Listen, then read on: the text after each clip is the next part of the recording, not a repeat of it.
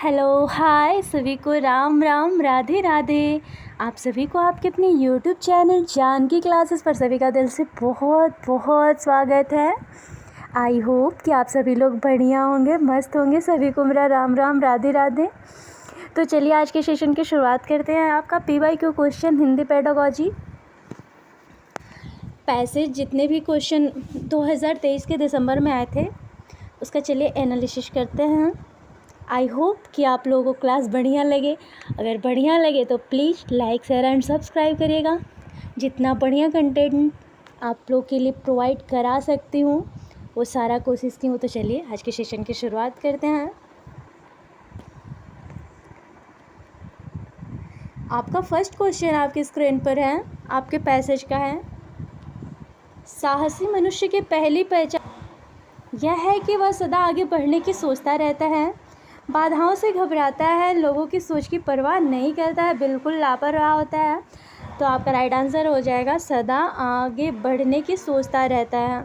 गद्यांश क्या बोल रहा है कि गद्यांश के अनुसार साहसी मनुष्य की पहली पहचान यह है कि वह लोगों की सोच की परवाह नहीं करता है। वैसे लोगों की सोच की परवाह करनी भी नहीं चाहिए। लोग की सोचेंगे आप लोग तो कभी आगे बढ़ने की हिम्मत ही नहीं होगी। वैसे कुछ बच्चे क्या करते हैं कि सीटेट में पैसेज जल्दी करते नहीं है, पहले क्वेश्चन पेडागोजी करते जाते हैं। तो आप लोगों को पहले पैसेज ही करना चाहिए क्योंकि पैसेज में आपका 15 नंबर का धरा है। लेकिन हाँ, इसमें गलती बच्चे क्या करते हैं, उसे पैसेज ठीक से पढ़ते नहीं, इसलिए पैसेज भी गलत हो जाता है। तो आप लोग पहले पैसेज ही किया करिए। चलिए नेक्स्ट क्वेश्चन आपके स्क्रीन पर है।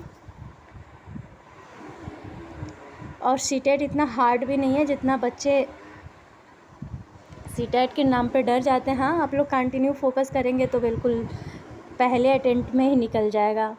चलिए, दुनिया की असली ताकत किस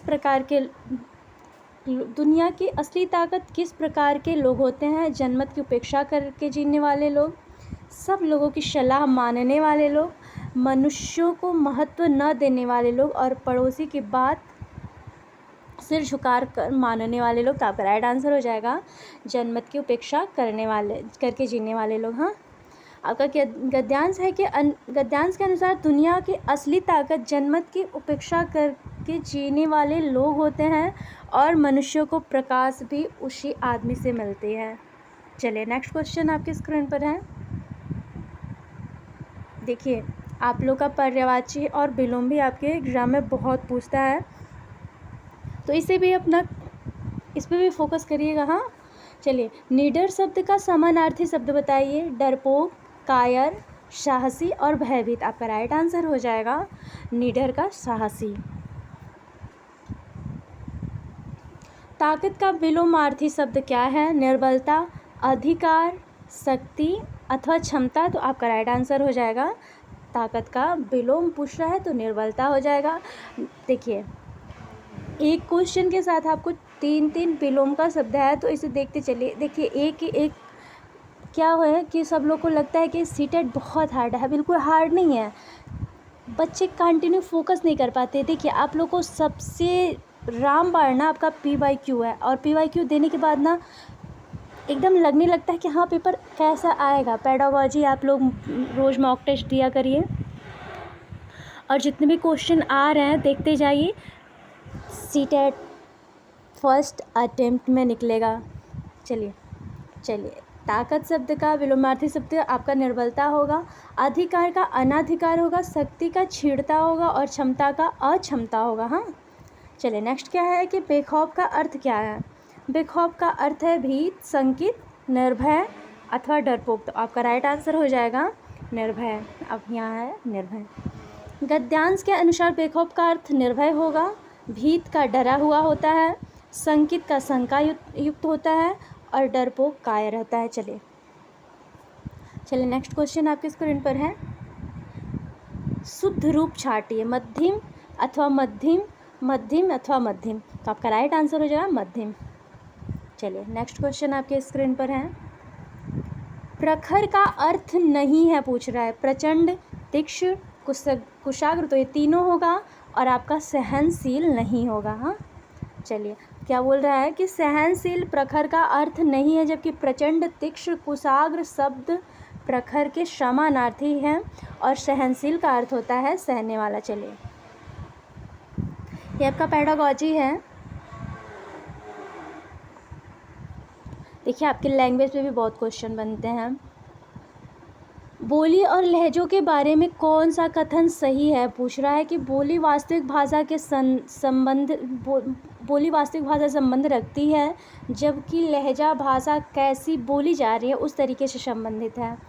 लहजा वास्तविक भाषा से संबंधित है, जबकि बोली भाषा बोलने के तरीके से संबंधित है। हाँ, से थर्ड बोल रहा है कि लहजा एक ही भाषा के विविध रूप हैं जिनकी व्याकरण भिन्न भिन्न होती हैं। और फोर्थ क्या बोल रहा है कि बोली किसी व्यक्ति विशेष के उच्चारण का तरीका है। तो राइट आंसर हो जाएगा बोली वास्तविक भाषा के से संबंध रखती है, जबकि लहजा भाषा कैसी बोली जा रही है उस तरीके से संबंधित है। हाँ, तो आपका राइट आंसर फर्स्ट हो जाएगा। देखिए, यहाँ बोली और लहजे के बारे में सही कथन है और बोली वास्तविक भाषा से संबंध रखती है, जबकि लहजा भाषा कैसे बोली जा रही है उस तरीके से संबंधित है। चलिए नेक्स्ट क्वेश्चन देखते हैं। देखिए, आपके निपुण भारत पे भी क्वेश्चन बना है और आपके 2023 का ही दिसंबर का क्वेश्चन है। निपुण भारत मिशन का उद्देश्य एक ऐसे लक्ष्य के रूप में सुनिश्चित किया गया है जिसे वर्ष 2026 तक पूरा करना है। कक्षा में एक में साक्षरता के लिए लक्ष्य इस तरह रखे गए हैं कि बच्चे कम से कम 2 से 3 वर्णों वाले सरल शब्द पढ़ पाएँ, आय उपयुक्त अपरिचित पाठ्य सामग्री में आए कम से कम 4 से 5 सरल शब्दों वाले छोटे वाक्य पढ़ पाएँ, प्रति मिनट 45 से 60 शब्द अर्थ सहित पढ़ पाएँ और प्रति मिनट कम से कम 60 शब्द अर्थ सहित पढ़ पाएँ। तो आपका राइट आंसर हो जाएगा आयु उपयुक्त अपरिचित पाठ्य सामग्री में आए कम से कम 4 से 5 सरल शब्दों वाले छोटे वाक्य पढ़ पाएँ। आपका राइट आंसर है निपुण भारत मिशन का उद्देश्य एक ऐसे लक्ष्य के रूप में सुनिश्चित किया गया है जिसे वर्ष 2026 से 27 तक पूरा करना है। कक्षा 1 में साक्षरता के लक्ष्य इस तरह रखे गए हैं कि बच्चे आयु उपयुक्त अपरिचित पाठ्य सामग्री में आए कम से कम 4 से 5 सरल शब्द वाले छोटे वाक्य पढ़ पाएँ। चलिए, एक एक टॉपिक ध्यान से देखते जाइएगा और हाँ, जितना हो सके आप लोग मॉक टेस्ट दीजिए। चलिए, नेक्स्ट क्वेश्चन आपकी स्क्रीन पर है। कक्षा 3 की अध्यापिका को अपने विद्यार्थियों के श्रवण कौशल का आकलन करना है। उसे इसके लिए किस गतिविधि का संचालन करना चाहिए? पढ़ी गई सामग्री से शब्दों का अर्थ बताने के लिए कहना, सुनी गई कहानी पर चित्र बनाने के लिए कहना और विद्यार्थी को 4-5 वाक्यों में स्वयं का परिचय देने के लिए कहना, दिखाए गए चित्र 1-3 वाक्यों में वर्णन करने के लिए कहना। आपका राइट आंसर हो जाएगा सुनाई गई कहानी पर चित्र बनाने के लिए कहना। तो बच्चा अपने माइंड से करेगा क्रिएटिविटी ना, तो यहाँ रचनात्मक हो जाएगा। सुनाई गई कहानी पर वो काल्पनिक चित्रित करेगा, तो सबसे पॉजिटिव वर्ड आपका क्रिएटिविटी आता है। कक्षा 3 की अध्यापिका को अपने विद्यार्थियों के श्रवण कौशल का आकलन करना है, इसलिए सुनाई गई कहानी पर चित्र बनाने के लिए कहती है। टीचर्स क्या सोचती हैं कि बच्चे ध्यान दे रहे हैं या नहीं दे रहे हैं, तो अगर बच्चे ध्यान नहीं दे रहे होंगे तो पकड़े जाएंगे, इसलिए बोलती है कि अपना विद्यार्थियों को श्रवण कौशल का आकलन करती है कि बच्चे सुन रहे हैं या नहीं रहे हैं। तो आकलन करने के लिए वो सुनाई गई कहानी पर चित्र बनाने के लिए बच्चों से कहती है। आपसे क्वेश्चन पूछा है कक्षा 3 की अध्यापिका को अपने विद्यार्थियों के श्रवण कौशल का आकलन करना है, उसे इसके लिए गतिविधि का संचालन करना चाहिए। चलिए, नेक्स्ट क्वेश्चन है आपके स्क्रीन पर। एक बालिका अपनी पसंद की कहानी की पुस्तक पढ़ रही है, इस प्रकार के पठन को आप क्या कहेंगे? बालिका अपनी पसंद की कहानी पढ़ रही है, तो बारीकी से पठन, गहन पठन अथवा सरसरी तौर पर पठन और विस्तृत पठन। तो आपका राइट आंसर होगा विस्तृत। अब वो बच्ची कहानी के लिए पढ़ रही है ना, तो विस्तृत पठन होगा। और बारीकी से पठन कब होता है? जब किसी बात के लिए बहुत गूढ़ जानकारी आप लोगों को लेनी पड़ती है, जैसे न्यूज़पेपर हुआ तो लोग बारीकी से पढ़ते हैं। न्यूज़पेपर बारीकी से नहीं पढ़ते हैं। न्यूज़पेपर में कोई सरसरी तौर से पठन न्यूज़पेपर का होता है और बारीकी से पठन होता है किसी किसी राज को जानने के लिए, कोई गूढ़ रहस्य हो उसे जानने के लिए बारीकी से पठन किया जाता है। और गहन पठन अपनी जानकारी के लिए लोग पढ़ते हैं, और विस्तृत पठन बच्ची पढ़ रही है तो अपने पसंद के लिए पढ़ रही है। चलिए नेक्स्ट क्वेश्चन आपके स्क्रीन पर है। कक्षा 4 की अध्यापिका प्रक्रिया आधारित लेखन उपागम का प्रयोग कर रही है। लेखन पूर्व गतिविधि के दौरान वह किस युक्ति का अनुसरण कर सकती है? पूछ रहा है कि कक्षा 4 की अध्यापिका प्रक्रिया के आधारित लेखन उपागम का प्रयोग कर रही है। लेखन के पूर्व गतिविधि के दौरान वह किस युक्ति का अनुसरण कर सकती है? तो आपका फर्स्ट ऑप्शन है मानस मंथन, ब्रेन स्टॉर्मिंग, समीक्षा करना, संपादन अथवा पुनरावृत्ति। तो आपका राइट आंसर हो जाएगा, बच्चा पहले सोचता है ना, कि वो पहले सोचती है, पहले मानस मंथन करती है, पहले ब्रेन स्टॉर्मिंग करती है कि उसे क्या पढ़ना है, उसे क्या, वो लिखने से पहले सोचती है कि उसे करना क्या है, लिखना क्या है। तो चलिए, कक्षा 4 की अध्यापिका प्रक्रिया आधारित लेखन के उपागम प्रयोग कर रही है। लेखन पूर्व गतिविधि दौरान के मानस मंथन युक्ति के अनुसरण कर सकती है। मानस मंथन यह शिक्षण की एक ऐसी विधि है जिसमें अधिगमकर्ता के मस्तिष्क में किसी समस्या के समाधान नहीं तो विचारों या समाधान का स्फुटन किया जाता है। पहले विचार आता है तो विचारों का समाधान करने के लिए मानस मंथन किया जाता है। तो आपका राइट आंसर हो जाएगा फर्स्ट। चलिए नेक्स्ट क्वेश्चन आपकी स्क्रीन पर है। कक्षा 3 की अध्यापिका अपने विद्यार्थियों के साथ पठन बोध पर कार्य कर रही है। वह किस युक्ति का अनुसरण कर रही है? क्या पूछ रहा है आपसे कि कक्षा 3 की अध्यापिका अपने विद्यार्थियों के साथ पठन बोध पर कार्य कर रही है, वह किस युक्ति का अनुसरण कर रही है? तो फर्स्ट ऑप्शन है पाठ में पढ़े गए कठिन शब्दों का श्रुतलेख करवाना। ये तो आपका पहले ही निगेटिव है कि जहाँ देखिए निगेटिव वर्ड आपको पहचानने के लिए अगर कहीं केवल दे रहा है, कठिन दे रहा है, पुनरावृत्ति दे रहा है, तो ये सब आपका निगेटिव वर्ड होगा। पढ़ी गई पाठ्य सामग्री पर आधारित प्रश्न पूछना सही लग रहा है।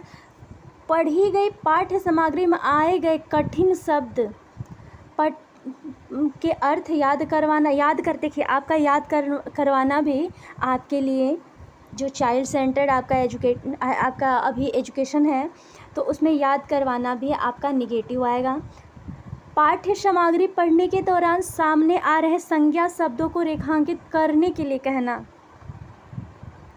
देखिए ये भी आपका निगेटिव वर्ड है। तो आपका राइट आंसर पढ़ी गई पाठ्य सामग्री पर आधारित, अब वो बच्चा पढ़ा है तो उस पर आधारित प्रश्न पूछ। कक्षा 3 की अध्यापिका अपने विद्यार्थियों के साथ पठन बोध कर रही है। वह पढ़ी गई पाठ्य सामग्री पर आधारित प्रश्न पूछती है। हाँ चलिए नेक्स्ट क्वेश्चन आपकी स्क्रीन पर है। एक पठन संबंधी गतिविधि जिसमें शिक्षार्थी पाठ्य सामग्री के विभिन्न हिस्सों को सुनते और पढ़ते हैं। ध्यान से देखिएगा कि एक पठन संबंधी गतिविधि जिसमें शिक्षार्थी पाठ्य सामग्री के विभिन्न हिस्सों को सुनते हैं, पढ़ते हैं, तत्पश्चात कार्य को पूरा करने के लिए सूचनाओं का आदान प्रदान करते हैं। यह क्या कहलाएगा आपका? प्रवाह के साथ पाठ्य सामग्री। प्रवाह के साथ अगर पाठ्य सामग्री करेंगे तो उनके दिमाग में कुछ आएगा ही नहीं। प्रवाह के साथ श्रुतलेख, अगर वो जल्दी जल्दी लिखेंगे तो वो भी दिमाग में नहीं जाए, वो लिखते जाएंगे, कोई वो नहीं, ध्यान से सुनेंगे नहीं तो फिर उनके माइंड में वो होगा नहीं। डम्ब सिराड मूक अभिनय, मतलब मूक क्या होता है? बिना बोले। जिज्ञासा श्रुतलेख, देखिए आपका पॉजिटिव वर्ड जिज्ञासा, ये आपका पॉजिटिव वर्ड है तो आपका राइट आंसर यही हो जाएगा। यहाँ क्या बोल रहा है कि एक पठन संबंधी गतिविधि जिसमें शिक्षार्थी पाठ्य सामग्री के विभिन्न हिस्सों को सुनते हैं, पढ़ते हैं, तत्पश्चात कार्य को पूरा करने के लिए रचनाओं का आदान प्रदान करते हैं, सूचनाओं का आदान प्रदान करते हैं, यह जिज्ञासा श्रुतलेख कहलाती है। हाँ चलिए आइए नेक्स्ट क्वेश्चन आपके निपुण भारत पर फिर एक क्वेश्चन बना था। निपुण भारत पर आपका एक क्वेश्चन और आया है कि भारत सरकार द्वारा शुरू किए गए कार्यक्रम निपुण भारत मिशन का मुख्य केंद्र भाषा में बुनियादी कौशलों को मजबूत करना है, इसका पूरा नाम क्या है?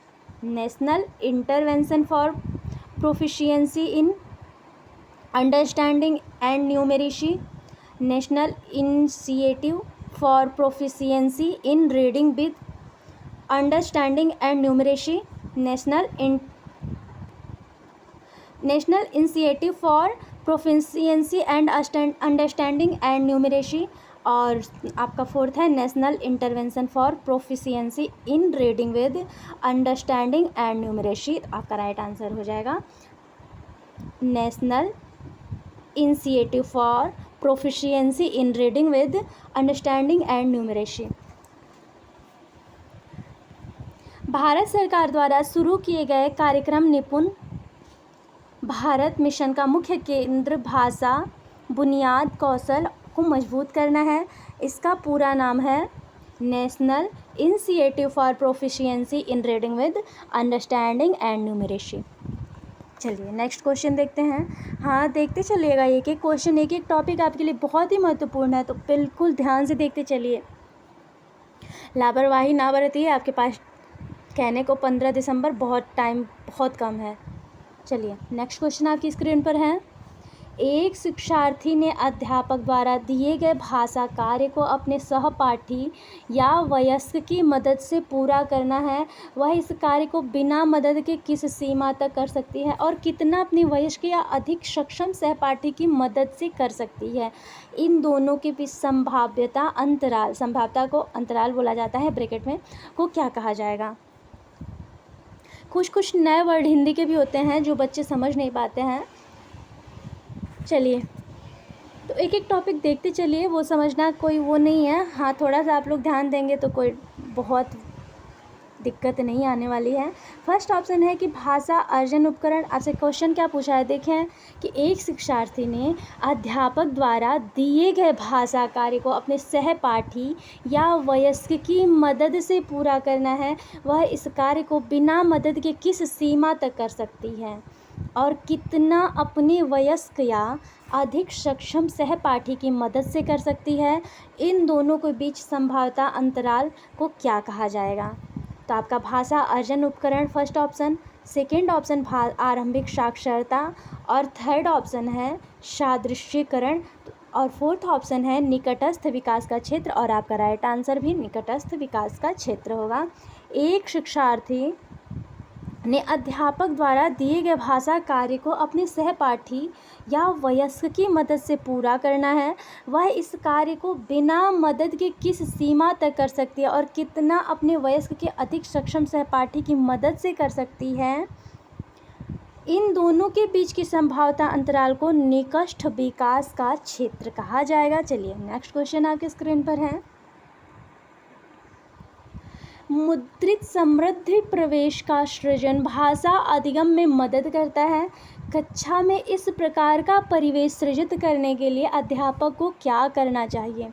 विद्यार्थियों को पुस्तकें व अन्य पाठ्य सामग्री पढ़ने के लिए अवसर देनी चाहिए। सेकेंड ऑप्शन है विद्यार्थियों को मुद्रित हस्तलेखन सीखने में मदद करनी चाहिए। थर्ड ऑप्शन है विद्यार्थियों को हस्त मुद्रण सीखने में मदद करनी चाहिए। फोर्थ ऑप्शन है अपरिचित मुद्रित पाठ्य सामग्री के लिए नए शब्द सीखने के लिए कहना चाहिए। तो आपका राइट आंसर हो जाएगा, पूछ रहा है आपसे कि मुद्रित समृद्धि परिवेश का सृजन भाषा अधिगम में मदद करता है। कक्षा में इस प्रकार का परिवेश सृजित करने के लिए अध्यापक को क्या करना चाहिए? तो विद्यार्थियों, सबसे देखिए पॉजिटिव वर्ड आपके लिए यही है, अवसर देना आपका पॉजिटिव वर्ड है और आपका यही राइट आंसर होगा। चलिए देखिए, आपका व्याख्या भी दिया है कि मुद्रित समृद्धि परिवेश का सृजन भाषा अधिगम में मदद करता है। कक्षा में इस प्रकार का परिवेश सृजित करने के लिए अध्यापक को विद्यार्थियों को पुस्तकें व अन्य पाठ्य सामग्री पढ़ने के लिए अवसर देना चाहिए। चलिए नेक्स्ट क्वेश्चन देखते हैं। नेक्स्ट क्वेश्चन आपकी स्क्रीन पर है। देखिए ये भी आपके क्वेश्चन में बहुत आता है। कूइंग बैबलिंग, बच्चों के जितने भी स्टेजेज हैं और जितने भी वर्ड बोले जाते हैं, देखिए आपका क्वेश्चन क्या पूछ रहा है कि निम्नलिखित में से कौन सा क्रम प्रथम भाषा अर्जन के चरणों का सही क्रम है। आपका फर्स्ट ऑप्शन दिया है बबलाना, 2 शब्दीय वाक्य चरण, 1 शब्दीय वाक्य चरण या संक्षिप्त वाक्य चरण। और बबलाना 1 शब्दीय वाक्य चरण, 2 शब्दीय वाक्य चरण, संक्षिप्त वाक्य चरण। और थर्ड बोल रहा है कि 1 शब्दीय वाक्य चरण, बबलाना 2 शब्दीय वाक्य चरण, संक्षिप्त वाक्य चरण। और फोर्थ बोल रहा है 1 शब्दीय वाक्य चरण, 2 शब्दीय वाक्य चरण, बबलाना संक्षिप्त वाक्य चरण। तो आपका सबसे पहले आपका बोलेगा बैबलिंग आता है, फिर 2 शब्दीय वाक्य, बच्चे जब थोड़े से बोलने लगते तो दो वर्ड निकालते हैं, फिर 1 शब्द वाक्य चरण, 1 शब्द वो शुद्ध से निकालने लगते हैं, मम्मा पापा सब। उसके बाद संक्षिप्त वाक्य चरण उनका आ जाता है जब बच्चे ठीक से बोलने लगते हैं। तो आपका राइट आंसर ए हो जाएगा। चलिए नेक्स्ट क्वेश्चन देखते हैं। यहाँ देखिए, प्रथम भाषा अर्जन के चरणों का सही क्रम है बबलाना, 2 शब्दीय वाक्य चरण, 1 शब्दीय वाक्य चरण तथा संक्षिप्त वाक्य चरण है। भाषा अर्जन का सिद्धांत नॉम चॉम्स्की ने दिया हुआ है। प्रथम भाषा प्राकृत रूप से अर्जित की जाती है। 6 से 10 महीनों में शिशु बड़बड़ाना शुरू कर देता है। यही आपका बैबलिंग जो होता है वो आपके 6 से 10 महीने में बच्चा जो होता है वो बैबलिंग करने लगता है। तो चलिए नेक्स्ट को एक टॉपिक देखते चलिएगा। हाँ चलिए, नेक्स्ट क्वेश्चन आपके स्क्रीन पर है। यह विचार कि मनुष्य सहजात भाषा अर्जन के उपकरण के साथ जन्म लेते हैं किसके द्वारा प्रतिपादित है। क्या पूछ रहा है आपसे कि यह विचार कि मनुष्य सहजात भाषा अर्जन उपकरण के साथ जन्म लेते हैं, यह किसके द्वारा प्रतिपादित है। लियो वाइगोत्स्की, नॉम चॉम्स्की, जीन पियाजे और जेरोम ब्रूनर। तो आपका राइट आंसर हो जाएगा सहजात। अगर लैंग्वेज आ रहा है तो आपके नॉम चॉम्स्की हैं। अगर कहीं भी आपको सोशियो लैंग्वेज चाहे बच्चे जहाँ ZPD, तो आप वहाँ लियो वाइगोत्स्की हो जाएंगे। और जीन पियाजे कॉग्निटिव डेवलपमेंट के। चलिए, यह विचार के मनुष्य सहजात भाषा अर्जन उपकरण के साथ जन्म लेते हैं, यह कथन नॉम चॉम्स्की द्वारा प्रतिपादित है। नॉम चॉम्स्की को भाषा विकास का जनक भी माना जाता है। देखिए, एक टॉपिक आप लोग के लिए एक क्वेश्चन में आपको 2-3 क्वेश्चन मिल जाता है, 2-3। तो बिल्कुल ध्यान से एक टॉपिक अगर आप लोग ध्यान से देखते चलेंगे तो कोई दिक्कत ही नहीं होगी। चलिए, चॉम्स्की के अनुसार बालक में भाषा अधिग्रहण यंत्र LED होता है, जिसकी सहायता से वह किसी भाषा को तीव्र गति से सीख लेता है।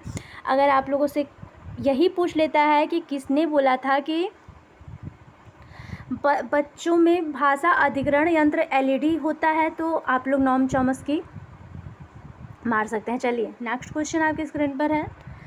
नए शब्द समझती है और उनका प्रयोग करती है, यह रूब्रिक किसका आकलन करेगा। उच्चारण, व्याकरण, प्रवाह या शब्द भंडार। तो आपका राइट आंसर हो जाएगा शब्द भंडार का। पूछ रहा है कि नए शब्द समझती है और उनका प्रयोग करती है और यह रूब्रिक किसका आकलन करेगा। तो आपका उच्चारण भी नहीं, प्रवाह भी नहीं, पूछ रहा है ना कि प्रयोग करता है या रूब्रिक। नए शब्द को समझता है और उन्हीं का प्रयोग भी करता है, तो न उच्चारण आएगा, न प्रवाह, न व्याकरण। यहाँ शब्द भंडार का है। नए शब्द समझती है और उनका प्रयोग करती है, यह रूब्रिक शब्द भंडार का आकलन करेगा। बालक प्रथम अवस्था में निरर्थक शब्द का प्रयोग करते हैं। शब्द बोलने में बालक को एक समस्या उच्चारण की होती है। शुरू में बालक अनुकरण से ही उच्चारण करके सीखता है। बच्चा देखता है घर में कैसे कोई क्या बोल रहा है, इसीलिए देखिए बच्चों के सामने हमेशा अच्छा बिहेव करेंगे तो वो बच्चे अच्छे बनेंगे। बच्चों के साथ अगर बुरा, बच्चे कॉपी करते हैं, बच्चे अनुकरण करके सीखते हैं, इसलिए। चलिए, नेक्स्ट क्वेश्चन आपकी स्क्रीन पर है। निम्नलिखित में से कौन सी गतिविधि बच्चों के वाचन कौशल के आकलन हेतु प्रयुक्त नहीं की जानी चाहिए। पढ़े गए पाठ से शब्दों के अर्थ बताओ। आप जिन परिधान को बहुत अधिक पसंद करती हैं उनके बारे में बताओ। आपसे क्या पूछ रहा है, कौन सी गतिविधि बच्चों के वाचन कौशल के आकलन हेतु प्रयुक्त नहीं की जानी चाहिए। तो पूछ रहा है पढ़े गए पाठ शब्दों के अर्थ बताओ। आप जिन परिधान को बहुत अधिक पसंद करते हैं उनके बारे में बताओ। अपने आप को 4-5 वाक्यों में परिचय दो। दिखाए जा रहे चित्र को 3 वाक्यों में वर्णन करो। तो देखिए आपका पहला जो शब्दों का अर्थ बताने के लिए बता रहा है, ये निगेटिव वर्ड है। बच्चों को आप फोर्स करके या बच्चों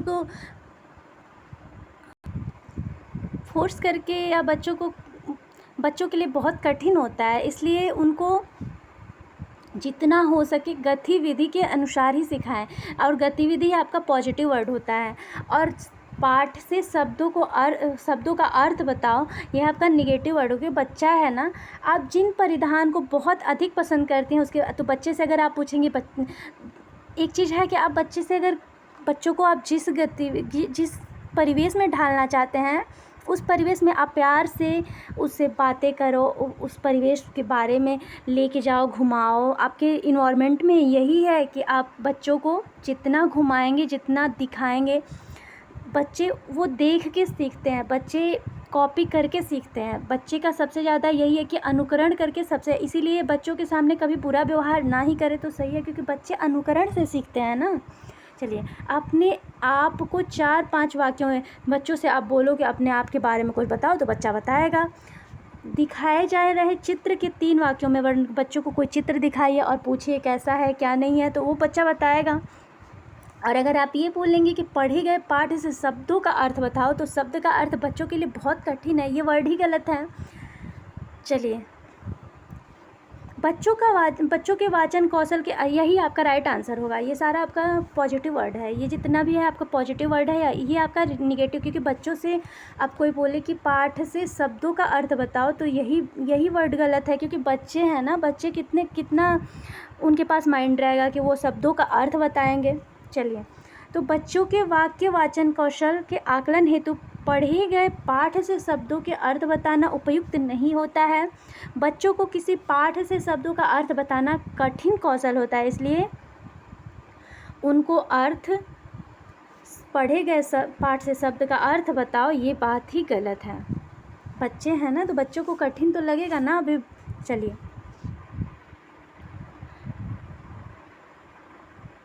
नेक्स्ट क्वेश्चन आपके स्क्रीन पर है। वह कौन सा भाषा विकार है जिसमें व्यक्ति उचित तरीके और उचित क्रम से शब्द नहीं रख पाता है? यह भाषा बोलने और समझने के तरीकों को प्रभावित करता है। डिस्प्रेक्सिया, डिस्फ्रेजिया, डिस्ट्रिया और डिस्कैलकुलिया आपका राइट आंसर होगा। पूछ रहा है कौन सा भाषा विकार है जिसमें व्यक्ति उचित तरीके से शब्द नहीं रख पाता है? यह आपका होगा डिस्फ्रेजिया। आपका राइट आंसर हो जाएगा डिस्फ्रेजिया।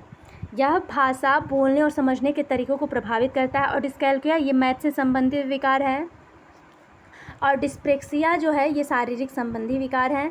डिस्फ्रेजिया वह भाषा विकार है जिसमें व्यक्ति उचित तरीके और उचित क्रम से शब्द नहीं रख पाता है। यह भाषा बोलने और समझने के तरीके को प्रभावित करता है। डिस्प्रेक्सिया दिमाग से संबंधित मनोविकार है। और डिस्कैलकुलिया गणितीय संबंधित मनोविकार है। और डिस्ट्रिया जो है एक भाषा ध्वनि विकार है। चलिए, नेक्स्ट क्वेश्चन शायद आज का क्लास यहीं तक था। तो चलिए, आई होप कि आप लोगों को क्लास बढ़िया लगे। अगर बढ़िया लगे तो please like share and subscribe करिएगा। और मिलते हैं सभी को नेक्स्ट वीडियो में। तब तक के लिए सभी को राम राम, राधे राधे, बी पॉजिटिव। सभी को मिलते हैं नेक्स्ट वीडियो में। चलिए, सभी को राम राम, राधे राधे।